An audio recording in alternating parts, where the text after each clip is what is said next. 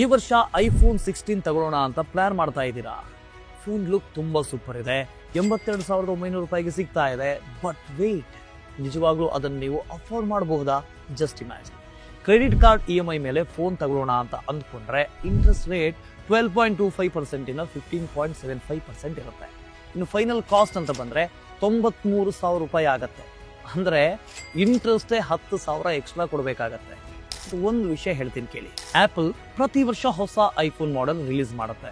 So ನಿಮ್ಮ brand new iPhone 16 value ತುಂಬಾ quick ಆಗಿ ಡ್ರಾಪ್ ಆಗುತ್ತೆ. ಒಂದ್ಸರಿ ಐಫೋನ್ 15 ನೋಡಿ, 2 ವರ್ಷ ಆದ್ಮೇಲೆ ಆಲ್ಮೋಸ್ಟ್ 50% ವ್ಯಾಲ್ಯೂ ಡೌನ್ ಆಗಿದೆ. ಸೊ 2025ರಲ್ಲಿ ನೀವು ಐಫೋನ್ 16 ತಗೊಂಡ್ರೆ 2027ರಲ್ಲಿ ಅದು ಮೇ ಬಿ 40% ವ್ಯಾಲ್ಯೂ ಆಗಿರುತ್ತೆ.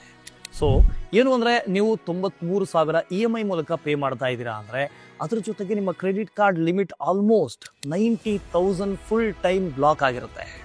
ಇದು ಒಂಥರ ಡಿಪ್ರಿಷಿಯೇಟಿಂಗ್ ಅಸೆಟ್, ವ್ಯಾಲ್ಯೂ ಕಮ್ಮಿ ಆಗ್ತಾ ಇರುತ್ತೆ. ಸೊ EMI ಮೇಲೆ ತಗೊಳ್ಳೋದು ಅಂದ್ರೆ ಅದು ಒಂಥರ ಟ್ರೇಡ್ ಟ್ರ್ಯಾಪ್ ಇಂದ ಹಾಗೆ. ಹೇಗಿದ್ರೂ ನೀವು ಐಫೋನ್ ತಗೊಳ್ಳೋಣ ಅಂತ ಪ್ಲಾನ್ ಮಾಡ್ತಾ ಇದ್ದೀರಾ? ಕಮೆಂಟ್ ನಲ್ಲಿ ತಿಳಿಸಿ.